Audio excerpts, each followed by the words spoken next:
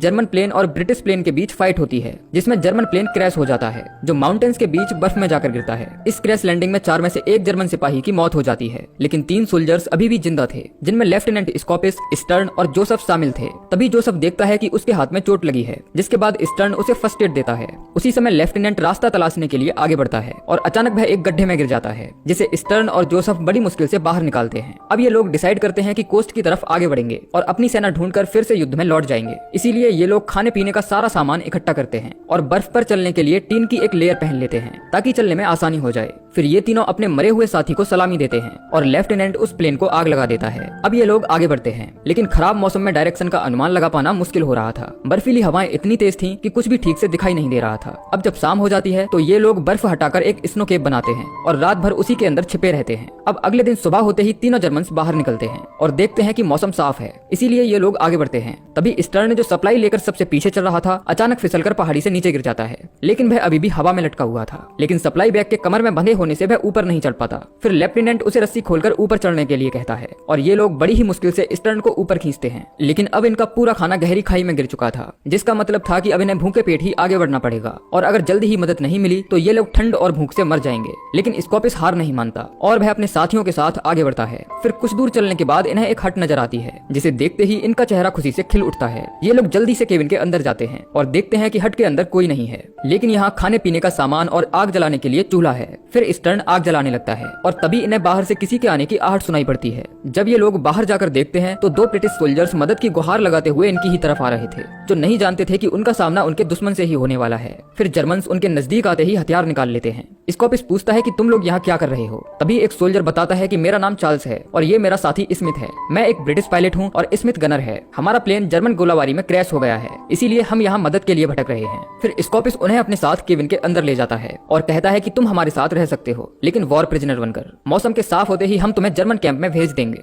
हालांकि तुम्हें एक कैदी होने के सारे अधिकार मिलेंगे। हम तुम्हें खाना और सोने के लिए जगह देंगे। अब जब वह इन दोनों की तलाशी लेता है तो चार्ल्स की पॉकेट से एक लाइटर मिलता है। स्कॉपिस उस लाइटर को ले लेता है और कहता है कि यहाँ से जाते वक्त मैं ये लाइटर तुम्हें वापस कर दूंगा। चार्ल्स कहता है कि ये लाइटर मुझे मेरे पिता ने गिफ्ट किया था, इसीलिए ये मेरे लिए बेशकीमती है। फिर स्कॉपिस हट के ठीक बीच में एक लाइन खींच देता है और कहता है कि ये जर्मनी और ब्रिटेन के बीच की बॉर्डर लाइन है, इसीलिए अब से लाइन क्रॉस करते समय तुम्हें हर बार परमिशन लेनी होगी। अगर ऐसा नहीं किया तो तुम्हें गोली मार दी जाएगी। लेकिन आग जलाने के लिए घर में ज्यादा लकड़ियां नहीं होती हैं। स्कॉपिस कहता है कि हमें और लकड़ियां चाहिए। फिर ये लोग हट के अंदर मौजूद गैर जरूरी चीजों को जलाने लगते हैं और स्टर्न बाहर बनी टॉयलेट को तोड़ देता है। फिर वह लकड़ियां जमा करके अंदर आता है, लेकिन अब जोसेफ का घाव सड़ने लगा था और उसकी तबीयत दिन ब दिन बिगड़ती ही जा रही थी। तभी चार्ल्स उनकी मदद करने के लिए लाइन क्रॉस करता है, लेकिन जर्मन्स उसे वापस भेज देते हैं और कहते हैं कि तुम्हें लाइन क्रॉस नहीं करनी चाहिए। अब जब स्कॉपिस सभी को खाना परोसता है तो चार्ल्स खाने से मना कर देता है। वह कहता है कि हमें भी तुम्हारी तरह टेबल पर बैठकर खाना है, जिसके बाद स्कॉपिस उस टेबल को लाइन के ठीक बीच में रख देता है और ये सब लोग साथ में खाना खाते हैं। लेकिन स्मिथ और जोसेफ आपस में झगड़ने लगते हैं। फिर स्कॉपिस किसी तरह उन्हें शांत करवाता है। जर्मन लेफ्टिनेंट नहीं चाहता था कि उनके बीच किसी तरह का टकराव हो, इसीलिए माहौल हल्का करने के लिए ये लोग एक दूसरे से बात करते हैं। स्कॉपिस बताता है कि स्टर्न का फैमिली बिजनेस है और उसकी कंपनी में 2000 लोग काम करते हैं, लेकिन वह फिर भी देश सेवा के लिए फौज में भर्ती हो गया। वहीं स्मिथ बताता है कि मैं 3 बार का डार्ट चैंपियन हूँ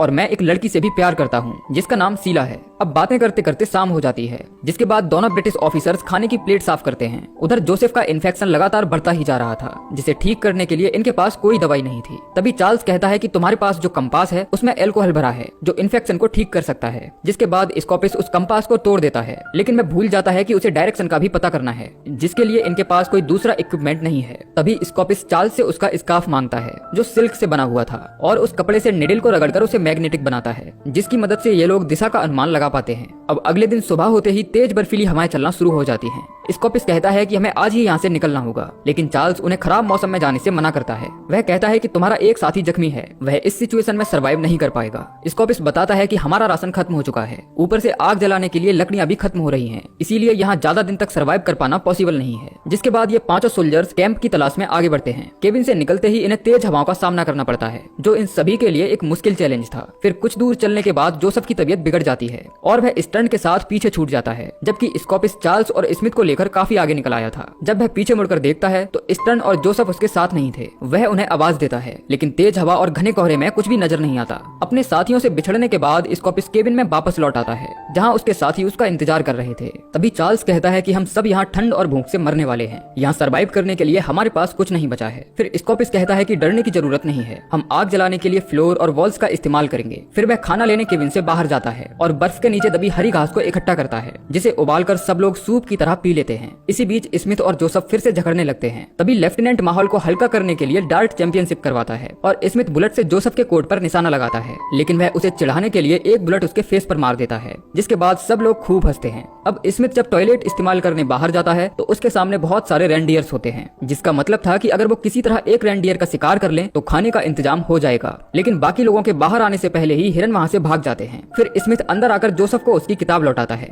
जिसे उसने टॉयलेट पेपर की तरह इस्तेमाल कर लिया था। इस बात से जोसेफ बहुत ज्यादा नाराज हो जाता है और वह उसे मारने के लिए गन निकाल लेता है। तभी स्कॉपिस और स्टर्न उसे गन नीचे रखने के लिए कहते हैं, जिसके बाद जोसेफ गुस्से में गन नीचे गिरा देता है। फिर स्मिथ मौका पाते ही गन पर झपट पड़ता है और उसे जोसेफ पर तान देता है, जिसके बाद स्कॉपिस और जोसेफ भी अपने हथियार डाल देते हैं और अब बाजी पूरी तरह पलट चुकी थी, क्योंकि सारे हथियार ब्रिटिशर्स के कब्जे में थे। फिर चार्ल्स सबसे पहले उन्हें दूसरी साइड जाने के लिए कहता है, क्योंकि इस तरफ के बेड ज्यादा कंफर्टेबल थे। स्कॉपिस रिक्वेस्ट करता है कि जोसेफ की कंडीशन ठीक नहीं है, इसीलिए हमें इसी साइड रहने दिया जाए, लेकिन चार्ल्स उनकी कोई बात नहीं सुनता और कहता है कि अब से तुम हमारे कैदी हो, इसीलिए वही करोगे जो हम कहेंगे। तभी स्मिथ स्कॉपिस से पूछता है कि आखिर तुम जर्मन्स पूरी दुनिया पर कब्जा क्यों करना चाहते हो? तुम्हें लोगों को मारकर क्या मिलता है? स्कॉपिस कहता है कि मुझे लोगों को मारने में कोई मजा नहीं आता, मैं तो केवल एक सिपाही होने का फर्ज निभाता हूँ, लेकिन तुम ब्रिटिशर्स भी हमसे अलग नहीं हो, तुम लोग भी दूसरे देशों पर कब्जा करते हो। तुम लोग जो भारत के साथ कर रहे हो वह पूरी दुनिया जानती है, तुम्हारा मकसद भी दूसरे देशों को लूटना ही है, इसीलिए हम नॉर्वे में हैं, ताकि इस देश पर तुम्हारा कब्जा होने से रोक सकें।